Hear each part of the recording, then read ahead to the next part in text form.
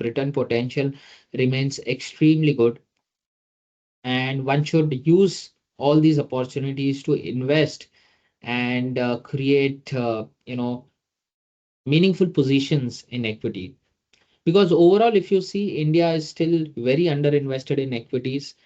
Even our client portfolios, most of them have wealth, whether it is in real estate or gold or fixed deposit. Equity is still a very small portion, probably less than 5% of our entire household savings and holdings. Uh, and that money will come in India, Indian equities, and with sheer supply of money that will come, there will be many more companies coming into equity market, creating opportunities for wealth creation. So all in all, in nutshell, I think so. This is a year of accumulation where we will get good invest opportunities to invest in equities. People who have probably missed investing uh, in last 1 or 2 years, or were sitting on cash, they will get good opportunities in next 1 year. It's a year of accumulation, and after that, maybe over the next 2 to 3 years, will be the year where we can generate returns.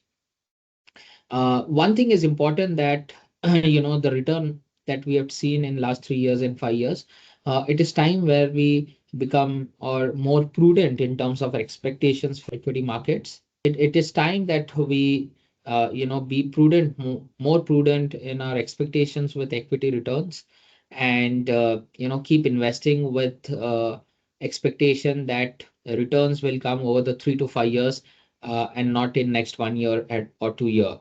uh, we may not see a price correction, uh, which is more daunting, but we may definitely see a time correction and consolidation in market till the time earnings come back.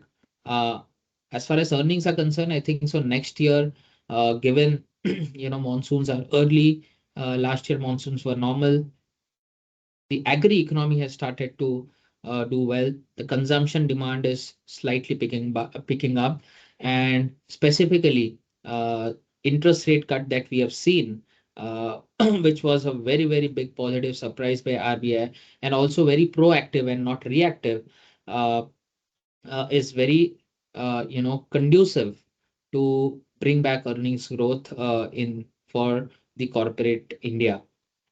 Uh, Over and above that, I think so today valuations are reasonable. Maybe in some pockets, in mid cap and small cap, valuations are too high, and hence we recommend, if you are investing in mid cap and small cap, maybe SIP or a staggered manner to invest would be great. Any correction of maybe 5-10% will open up opportunity to invest lump sum in mid cap and small cap. Uh, Otherwise, for maybe a balanced approach, flexi cap, multi cap, these products remain more suitable for even lump sum investment or SIPs. So that's broadly on market. If happy to take any questions specific to market or any other area, and then maybe probably after that we can move to SIF, if that's okay. Yeah, Deep SIF की तरफ, then we will go to Moat. Yes, sir. Sure. So I would request anyone who is having the questions, you can please ask Niranjan sir, because he is the one who's the अभी आपको जब ऐसा है बताएंगे तो you're going to come across how intelligent and how brilliant he is actually. मैंने तो इनको पहली बार सुना तो I become the fan of Niranjan भाई. Thank you, sir. Any question? All right. सो निरंजन भाई एक चीज मुझे बताइए, लेट्स तब तक बाकी लोग अगर कुछ क्वेश्चन रेडी करें तो ठीक है। अभी मार्केट आपने कहा कि फेयर वैल्यू पे है, तो अगर बाजार फेयर वैल्यू पे है तो इसका मतलब ये कि पैसे नहीं डालना है. सो बेसिकली पैसे तो डालना चाहिए, क्योंकि fair price is basically a good level जहाँ पे आप बाजार में पैसा डाल सकते हैं। आपको बाजार में पैसा कब नहीं डालना है, इसका मैं शायद से जवाब दे सकता हूँ। जब वैल्यूएशन बहुत ज्यादा है, if you are maybe trading at maybe 24-25 P, and उसके अलावा आपका जो investment horizon is maybe 1 year or 2 year or less than 3 years, that time you should not come to equity market. At fair valuation, if your अगर आपका जो time horizon है वो 5 साल से ज्यादा है, 10 साल है, absolutely no worry to come into market.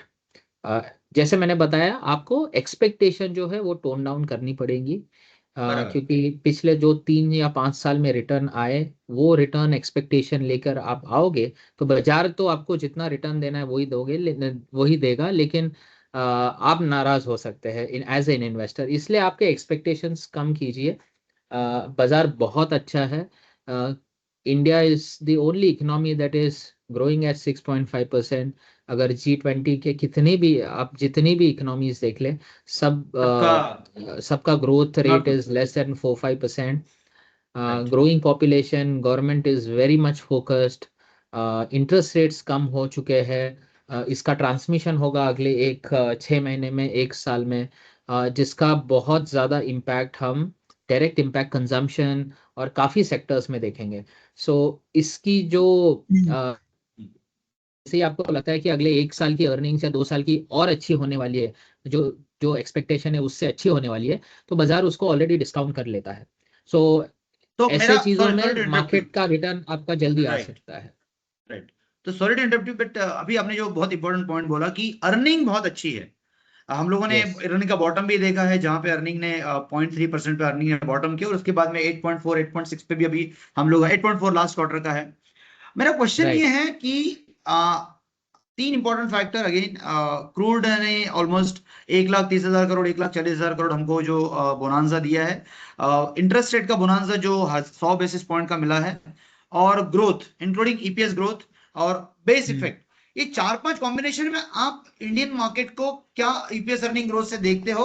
और अगर आप 2 साल या 3 साल के हिसाब से अगर ईपीएस अर्निंग ग्रोथ को इन तीन चार चीजों को फैक्टेड इन करके अगर कैलकुलेट करते हो निरंजन भाई, हम्म। तो हम्म। हमको एक क्या एक्सपेक्टेड ग्रोथ बाजार से अगले 3 से 5 साल में करनी चाहिए? क्योंकि तो सो बोनस तो बहुत कुछ आ गया है। सी अर्निंग्स ग्रोथ जो है जनरली अगर आप देखोगे लॉन्ग टर्म में, अगर आप 3 से 5 साल या इवन 10 साल देखोगे, तो जो हाँ नॉमिनल ग्रोथ आती है जीडीपी की उससे मिरर जी करती है। और जी। आपका जो रिटर्न बनता है 3 से 5 साल में वो earnings growth plus P expansion, ये दो चीजों से मिलता है। यस। अगर आप पी या अर्निंग्स ग्रोथ की बात करें तो पहले देखते हैं जीडीपी ग्रोथ कितनी हो सकती है। सो आज की जी। तारीख पे हम 6.5% के आसपास ग्रोथ सिक्स हो पॉइंट रही फाइव है। चल रहे बराबर। 6.5, बराबर। आरबीआई का बराबर। प्रोजेक्शन है 6.87%। With interest rate cut, with lot of reforms, I think so expecting somewhere between 7 to 7.5 is decent। Decent, okay, साढ़े सेवन सात पॉइंट फाइव पकड़ परसेंट की लिया मैंने। 7.5% की आपकी रियल ग्रोथ है। इसके राइट। ऊपर आप डिफ्लेटर ऐड कीजिए which is nothing but inflation, which can हाँ। बी हिस्टोरिकली 4 से 5% के आसपास रहा है। राइट। इसके ऊपर अगर आप 4 से 5% ऐड कर देते हो तो लगभग मोटा मोटी 12-12.5% के आसपास आपका नॉमिनल ग्रोथ नॉमिनल की ग्रोथ हो नंबर गया का नंबर बराबर। आता है। आपका earnings right. Growth will be in this range for large cap universe. Large right. Cap universe 12.5% के आसपास अर्निंग ग्रोथ। मिड कैप में जनरली लार्ज कैप से आपको 4 से 5% की एडिशनल ईपीएस ग्रोथ मिलती है, जो कि पिछले राइट। हमने 5 साल या जब जब अच्छा ग्रोथ फेज है मिड कैप की अर्निंग्स ग्रोथ 4-5% से ज्यादा बढ़ती है, ज्यादा स्मॉल मिलती कैप है। की उसके और 2-3% से। सो अगर आप ये कंबाइन करें, अगर आपका एक पोर्टफोलियो है जहां पे आप लार्ज कैप 50-60% है, मल्टी कैप पोर्टफोलियो मिड समझ कैप है, लीजिए, multi cap total multi portfolio cap देखे, पोर्टफोलियो। तो मल्टी हाँ कैप पोर्टफोलियो का हाँ। अर्निंग्स ग्रोथ अनुमान से 15-16% रहेगा। और ये राइट। आपकी ओके। अर्निंग एक्सपेक्टेशन हो सकती है गिवन जहां पर परफेक्ट। हम पी लेवल पे है। अगर यहाँ से पी लेवल कम आता है तो रिटर्न्स कम होगा, यहाँ से और पी एक्सपांशन होता है तो रिटर्न बढ़ सकते हैं। सो पिछले 5 सालों में क्या हुआ, अर्निंग्स ग्रोथ भी काफी अच्छी आई और पी एक्सपांशन स्पेशली आपका मिड कैप और स्मॉल स्मॉल कैप में काफी ज्यादा पी एक्सपांशन हुआ है। इसलिए जो रिटर्न मॉडरेशन होगा वो लार्ज कैप मिड कैप और स्मॉल कैप में थोड़ा ज्यादा होगा, लार्ज कैप में कम होगा, ताकि सब लॉन्ग टर्म लेवल पे आए। फिर भी यहाँ से 5 साल का return expectation in a multi cap portfolio expecting somewhere around 15-16% would be decent in my view. एक ये आपने बहुत ही जबरदस्त सवाल मतलब सवाल का जवाब दे दिया कि किसी ने भी ये टेक्निकली आपने मतलब टेक्निकल और फंडामेंटल दोनों कॉन्सेप्ट को ऐड करके आपने एकदम क्लियर किया कि एक 15 टका 16 टका का रिटर्न, डिसेंट रिटर्न बहुत आराम से आ जाएगा। मेरा एक क्वेश्चन, यहाँ पे काफी लोग हैं जो ये बोल सकते हैं, yes, based on the last two rate cuts next पे एक मिनट, ये बहुत अच्छा सवाल आया है। मैं let me see the chat now. Okay, alright. तो सतीश कुमार पलिसामी सर चेन्नई से ये बोलते हैं कि based on the last two rate cuts, next pay commission revision, quarterly result, GST reforms on insurance, is there any advice for investment advisors to keep in mind? Your advice sir.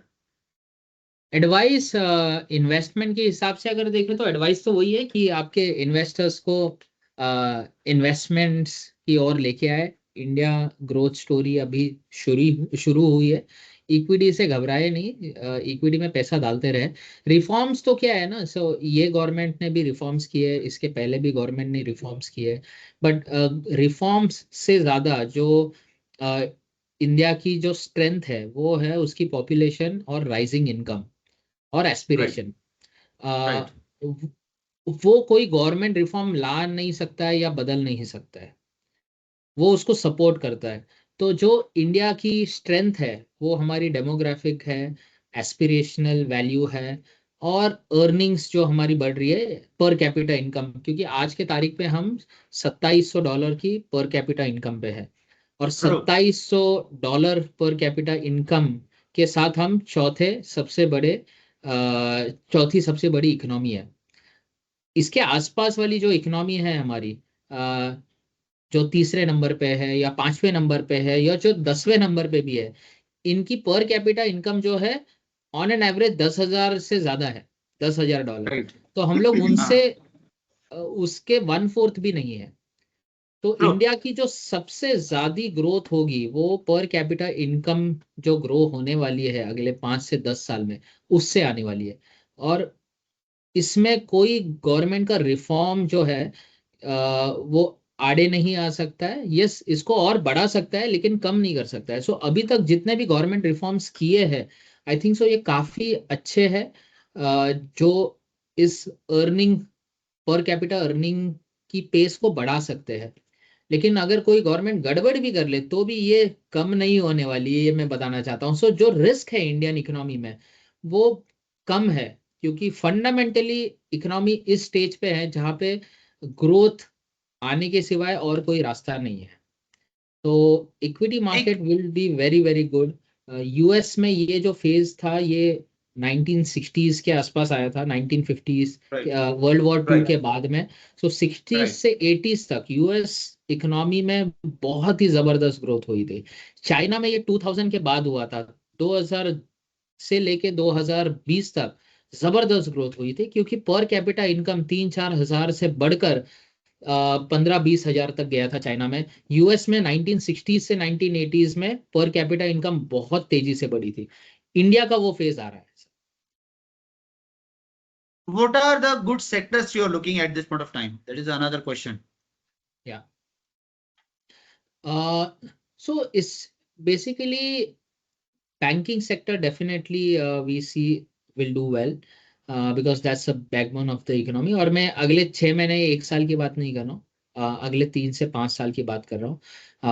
Consumption sector काफी अच्छा करेगा, क्योंकि पिछले हमने 2-3 साल में देखा जो बेसिक कंजम्पशन है वहां पे स्लगिशनेस आई थी, क्योंकि रूरल इंडिया ग्रो नहीं कर रही थी, तो वहां पे थोड़ा होगा।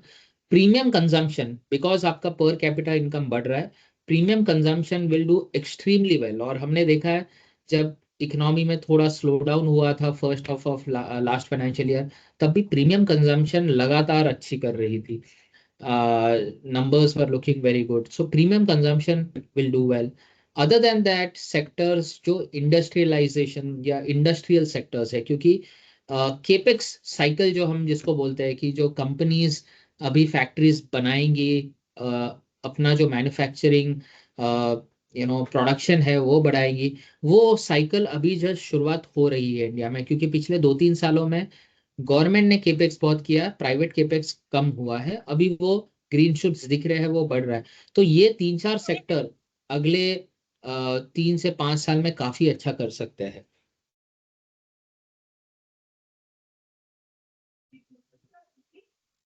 सर आप म्यूट पे हो शायद से, अगर आप कुछ बोल रहे हो आप म्यूट पे हो। एक important क्वेश्चन है सतीश भाई का, that Jio black rock is coming, नहीं सर, कुलवेब सॉल्यूशन से, okay. Jio BlackRock Duo is coming in MF industry, and the rumors and news about them that they will going to disturb the market. Now, being a product manager, it is the direct even question to you as a हाँ. Edelweiss AMC also, that how they will be different and what disruption they will going to bring. So disruption see, कोई भी industry में disruption होता है. तो कोई कई industries में अच्छा हुआ है, कई इंडस्ट्रीज में खराब हुआ है. I think so financial services is a very well regulated sector. यहाँ पे डिसरप्शन बैंकिंग सेक्टर में अगर हम देखें, डिसरप्शन हुआ, लेकिन जो एग्जिस्टिंग बैंक्स है, प्लेयर्स है, दे ऑल्सो ग्रो, और नए प्लेयर्स जैसे फिनटेक आए वो लोग भी ग्रो हुए.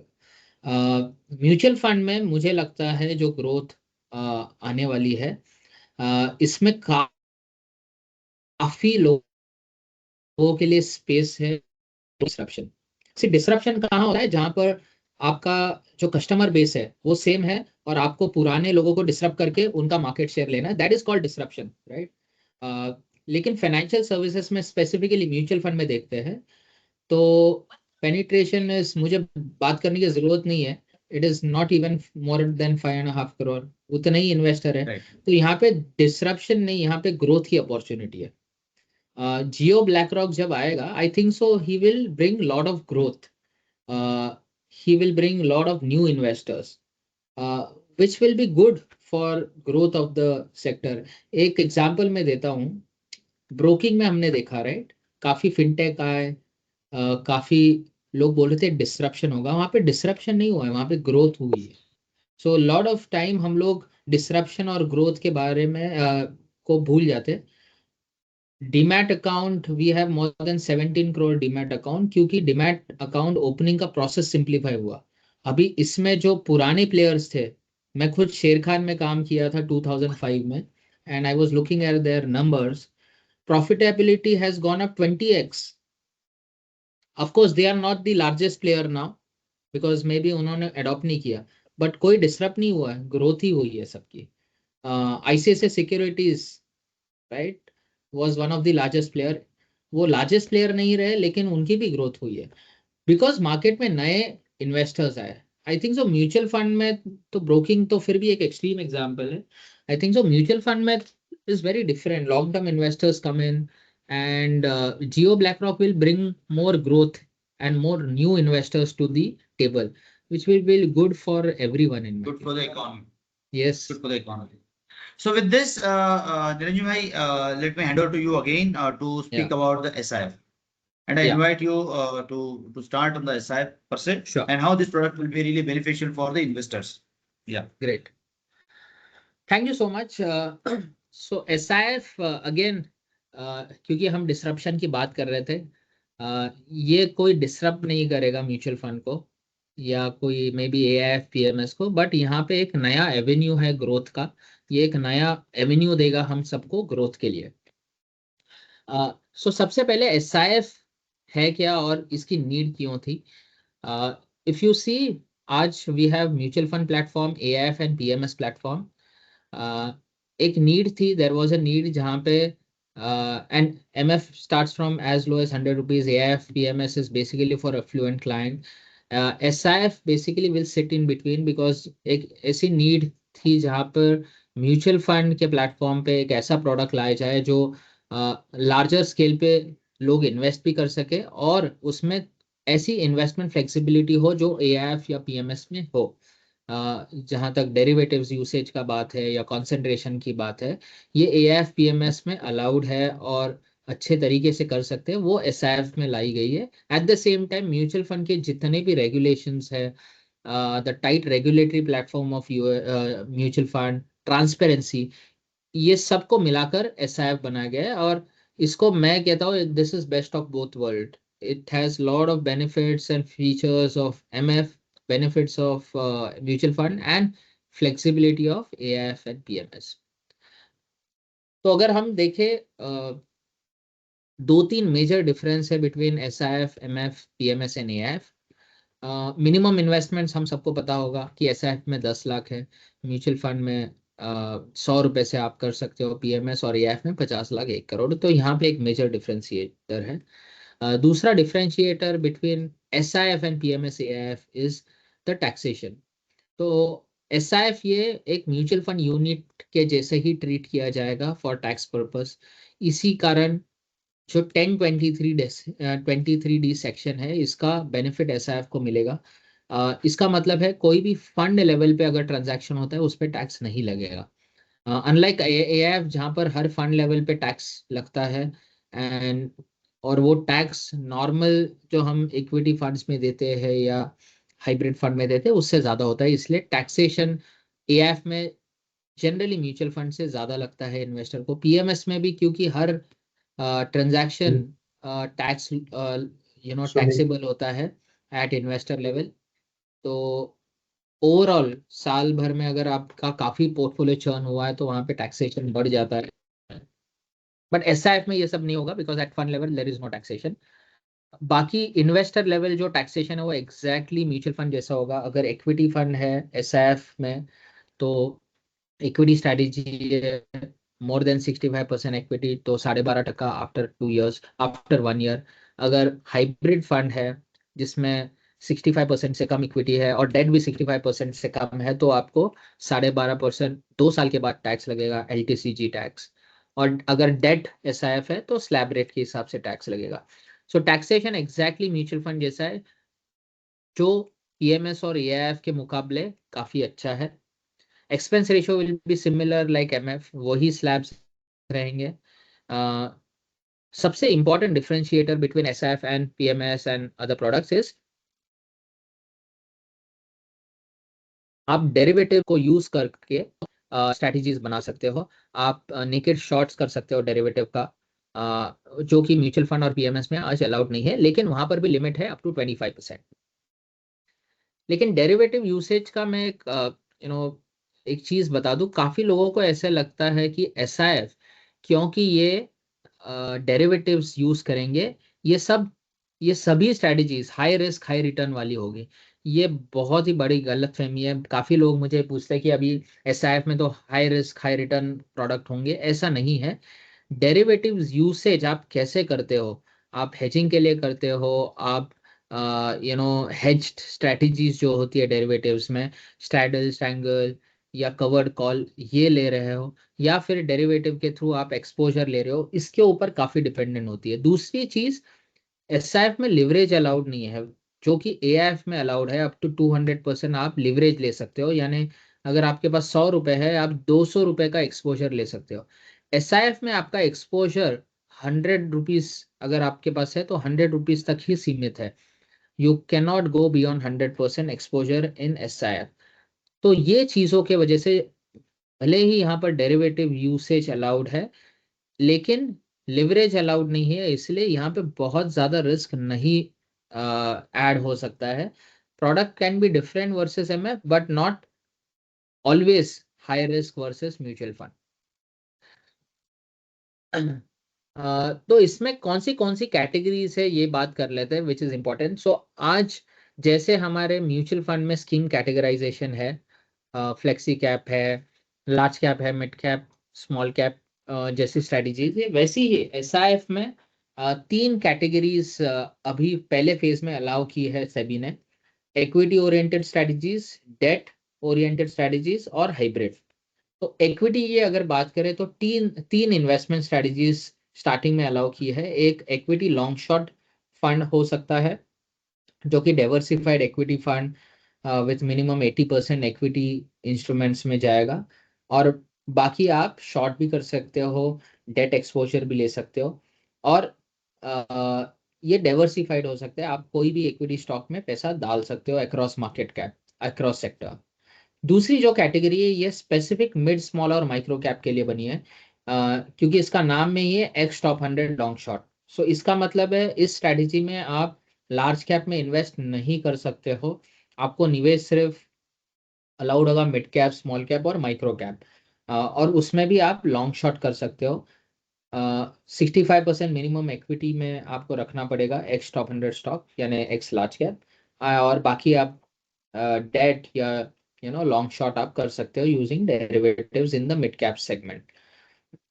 और तीसरी जो कैटेगरी है इक्विटी में वो सेक्टर रोटेशन लॉन्ग शॉर्ट, जिसमें आप मैक्सिमम 4 सेक्टर में एक्सपोजर ले सकते हो। इन 4 सेक्टर में से आप 2 या 3 सेक्टर पे लॉन्ग हो सकते हो, 1 या 2 सेक्टर में या 3 सेक्टर में आप शॉर्ट पोजीशन भी ले सकते हो। तो ये एक सेक्टर रोटेशन फंड, जैसे हमने काफी सेक्टर बिजनेस साइकिल फंड्स सुने होंगे या सेक्टर रोटेशन फंड्स आते हैं, यहाँ पे एक concentrated sector rotation fund investment team manage कर सकती है। दूसरा, जो यूसेज ऑफ डेरिवेटिव्स की हमने बात की है, 0 to 25% मैक्स आप शॉर्ट कर सकते हो, ये मैंडेटरी नहीं है। सो फॉर इंस्टेंस, अगर मैं इक्विटी लॉन्ग शॉर्ट फंड हम लॉन्च करते हैं, तो इसमें से लगभग 95% आपने इक्विटी लॉन्ग ओनली इक्विटी यानी कैश इक्विटी लिया है, और बाकी 5% शायद से आपके पास कैश, तो 0% डेरिवेटिव्स भी आप रख सकते हो। ऐसे मैंडेटरी नहीं है कि हर समय आपके पास एक शॉर्ट पोजीशन डेरिवेटिव थ्रू होना चाहिए। इससे क्या होगा, रिस्क काफी कम हो सकता है, और फंड मैनेजर इसको बहुत अच्छी तरीके से यूज कर सकते हैं।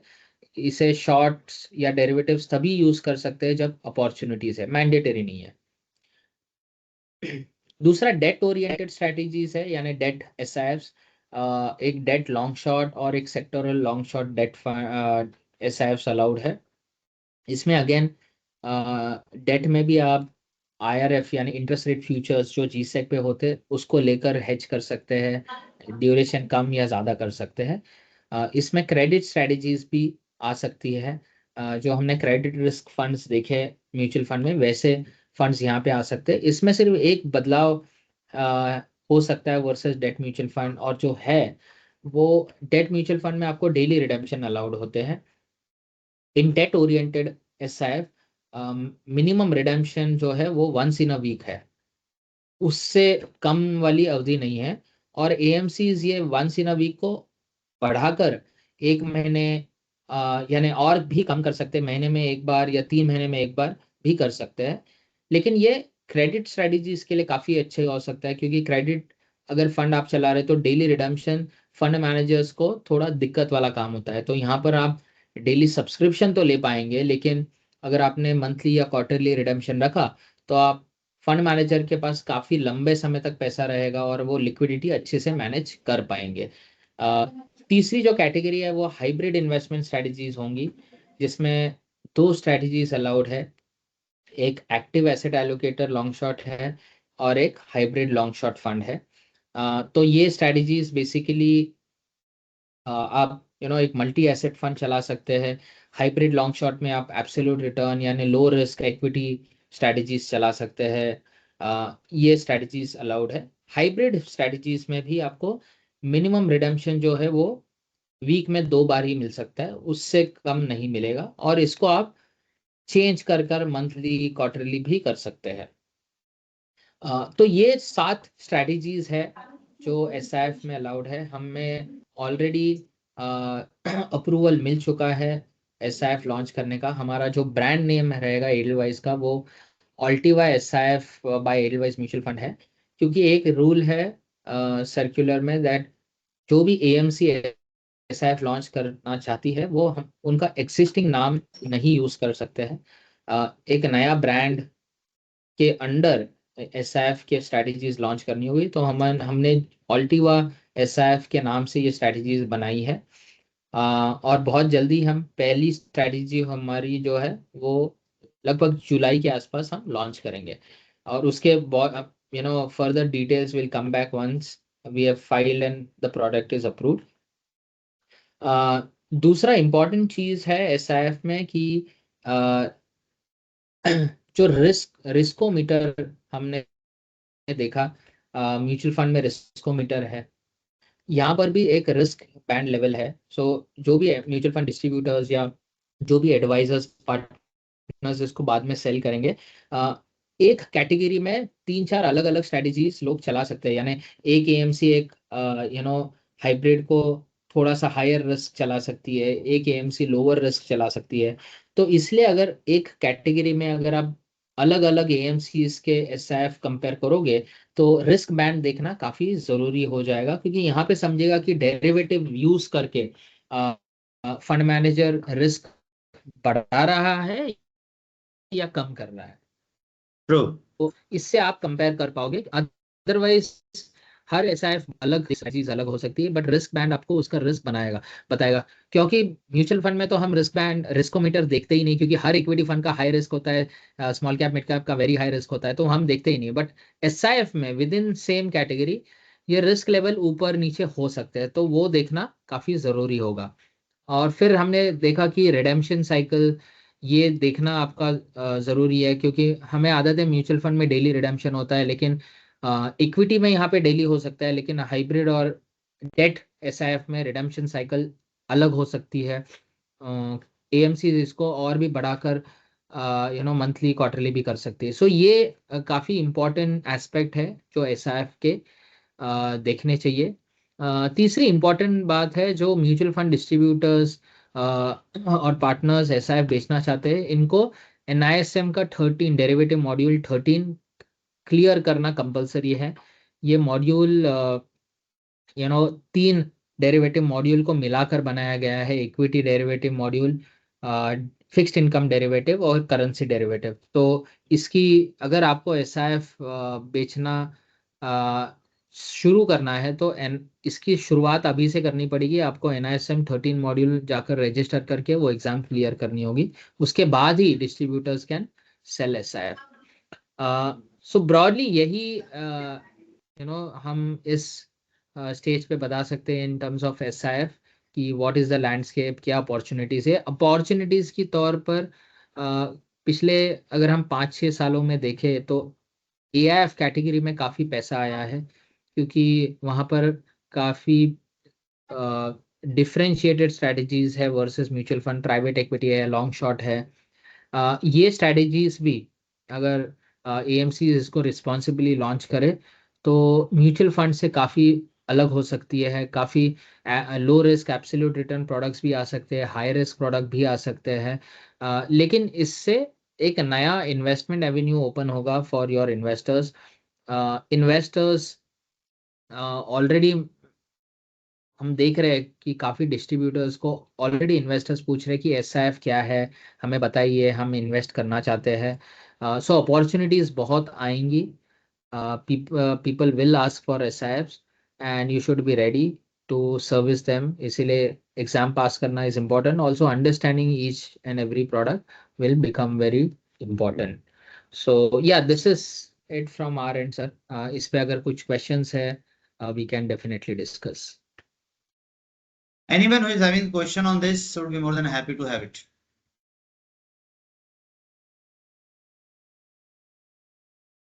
एमएफ में जनरली सर 12 से 15% का रिटर्न मिलता है, तो एसआईएफ पे कितना एक्सपेक्ट करना चाहिए? तो जैसे मैंने बताया एसआईएफ में स्ट्रैटेजीज काफी अलग हो सकती है। राइट। जैसे कुछ फ्लेवर देना चाहूंगा, हम जो पहली स्ट्रैटेजीज ला रहे हैं वो हाइब्रिड लॉन्ग शॉट है। वहां पर हम क्या करना चाह रहे हैं कि काफी पैसा डेट म्यूचुअल फंड में से बाहर निकल गया था, या डेट साइड में आ ही नहीं रहा क्योंकि टैक्सेशन बढ़ गया है। लेकिन स्पेशली एचएनआई में अगर आप देखेंगे तो डेफिनेटली एक नीड है कि 2 से 3 साल का पैसा कम रिस्क वाले प्रोडक्ट में डाले। तो वहां पर हम एक एब्सोल्यूट रिटर्न स्ट्रेटेजी लाने का प्रयास कर रहे हैं, हाँ। जहाँ पर इन्वेस्टर्स को लगभग 8 से 9% का रिटर्न मिले, और टैक्सेशन 12.5% इक्विटी का आफ्टर 2 इयर्स। इक्विटी का हाँ, वही 12.5% आफ्टर 2 इयर्स मिले। तो एक अच्छा। लो रिस्क स्ट्रेटेजी, क्योंकि हमारे पास आर्बिट्राज फंड तो ऑलरेडी है, लेकिन हाँ, तो आर्बिट्राज फिर फंड में इसमें भी तो डिफरेंट क्या होगा? मैं अभी उसी पॉइंट पे आ रहा था कि वही, इनकम हाँ तो आर्बिट्राज वही मैं बता आर्बिट्राज रहा था। अगर है तो इसमें डिफरेंट क्या है? तो आर्बिट्राज फंड में जो आपका रिटर्न बनता है ये इंटरेस्ट रेट्स के आसपास ही बनता है। अगर इंटरेस्ट रेट्स अभी 6.5-7% के आसपास है यील्ड्स, तो उसके आसपास बनता है। तो फिक्स्ड इनकम का ही जो रिटर्न है वही बनता है, सिर्फ टैक्सेशन की वजह से आपको बेनिफिट मिलता है।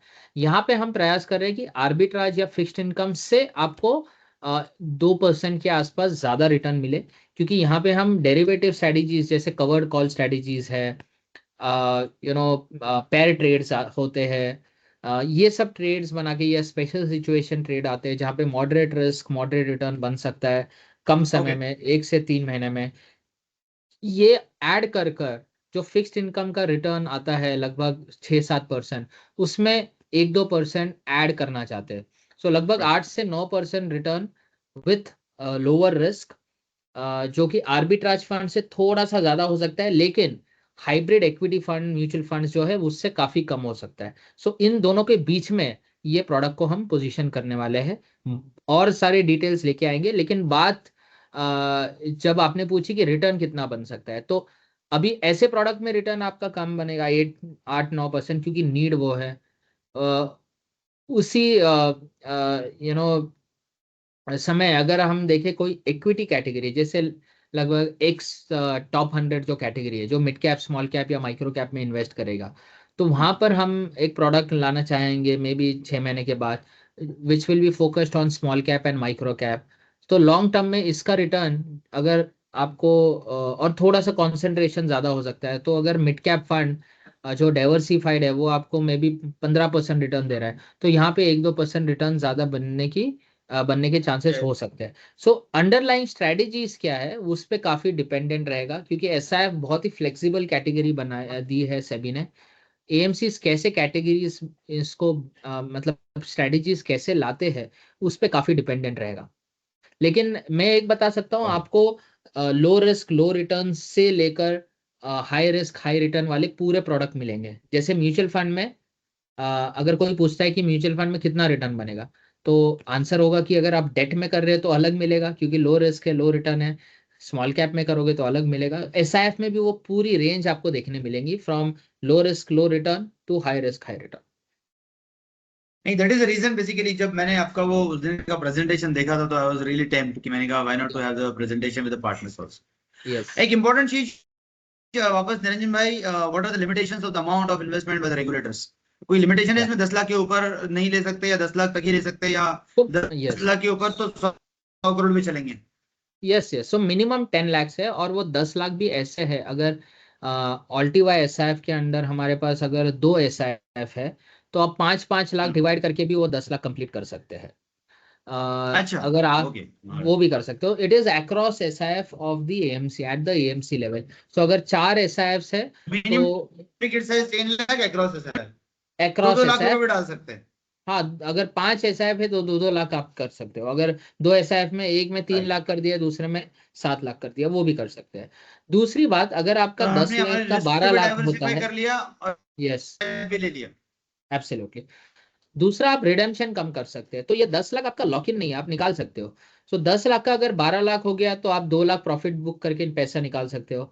अगर 10 लाख का 9 लाख हो गया तो आपको ऐड नहीं करना है, वो वहीं पे रहने देना है। आप पूरा 9 लाख कभी भी निकाल सकते हो, ऑफकोर्स, अगर वो ओपन एंडेड है। मोस्टली तो ओपन एंडेड ही होंगे। और अगर आपका 10 का 12 लाख हो गया और आपको दो नहीं उससे ज्यादा निकालना है, तो आपको पूरा 12 लाख निकालना पड़ेगा। सो अगर आप इन्वेस्टेड है तो 10 लाख रहना पड़ेगा, आप पूरा निकाल सकते हो। Any amount above 10 lakh you can redeem by keeping minimum 10 lakh. All this is available. S I P possible होंगी आपका, म्यूचुअल फंड से एस आई एफ में स्विच पॉसिबल होगा, एस आई एफ में से वापस mutual fund scheme of the same AMC possible होगा। सो ये पूरी फ्लेक्सिबिलिटी एस आई एफ में जो म्यूचुअल फंड में है वो एस आई एफ में मिलेंगी। परफेक्ट,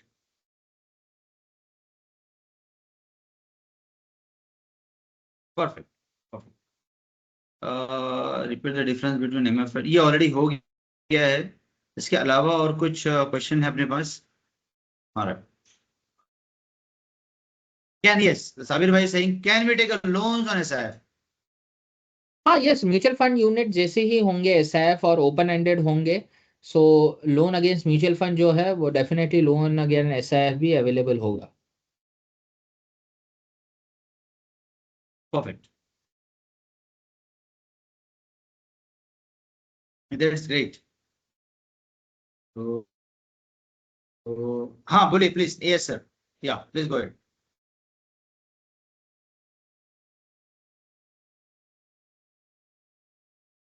हाँ सर, बोलिए। आप कौन बोल रहे हैं? एस, हाँ अब्दुल सर बोलिए। क्या क्या? Minimum investment period. पीरियड ऐसा कुछ मिनिमम नहीं है इन्वेस्टमेंट सर। पीरियड? सो ये तो ओपन एंडेड होंगे। तो ऐसा कोई मिनिमम नहीं, डिपेंडिंग ऑन स्ट्रेटजी। अगर इक्विटी है तो वही 3 से 5 साल, डेट है तो 1-2 साल। सो डिपेंडिंग ऑन स्ट्रेटजीज, ऐसा कोई minimum lock in period types तो ऐसा कुछ नहीं है। जैसे कि उसमें पीएमएस में AIF में रहता है ना? एएफ में होता है, जैसे क्लोज एंडेड अगर जी। होते हैं तो होता है। यहाँ पे तो हम्म। मोस्टली ओपन एंडेड ही स्ट्रेटेजीज होंगे, तो अ, ओके। आप कभी भी liquidity will be there. Santosh Patel sir, minimum SIP amount is what? Santosh Patel sir is asking. What is सो ये एएमसी SIP डिसाइड करेंगी। amount minimum? सो AMC decide करेंगी। जैसे हम जो सोच रहे हैं, मिनिमम एक बार आपकी 10 लाख रुपए की जो एप्लीकेशन है वो एसआईएफ में आ गई, इसके बाद में भी 5,000 या 10,000 मंथली आप एसआईपी कर पाएंगे। और ये भी हर एएमसी अलग अलग रख सकता है। आज भी कुछ फंड में मिनिमम एसआईपी 100 होती है, कुछ फंड में 1,000 होती है। तो ऐसा कोई सभी का रिस्ट्रिक्शन नहीं है। आफ्टर 10 लाख 100 रुपए की भी एसआईपी ले सकते हैं, वो एएमसी डिसाइड करेगी। Oh, great. Anirin bhai, it was fantastic insight of outlook of the market. At the same time, आपने SIF के बारे में बहुत कुछ बताया। एक और क्वेश्चन आया है, can debt SIF be alternative in FD like a debt fund? हाँ, सो अगर डेट एसआईएफ्स आते हैं तो डेफिनेटली ग्रॉस रिटर्न बेटर है, तो it can be a good alternative to FDs. Yes. Over to Ashwini. अच्छा, अमित सर तुमचा काही प्रश्न आहे का? No. Okay. Over to Ashwini. Thank you, sir. Thank you, sir. Thank you, sir. On behalf of everyone here, I would like to extend our heartfelt thanks to Mr. Niranjan Awasthi, sir, for his insightful session on the topic market outlook and new product SR. Thank you so much, sir. Thank you, Deep sir, for giving us opportunity, and we look forward for your support in our existing funds as well, and whenever we launch SF. Thank you so much. Thanks, Yes. everyone. Yes, sir. And your expertise and clear explanation of complex trends have given us a deeper understanding of where the market is heading and how we can navigate it effectively. Your practical advice and forward-looking perspectives are invaluable, especially in this dynamic times. Thank you once again, sir, for sharing your knowledge and guiding us. Thank Thank you, you. sir. Thank you. Thank you.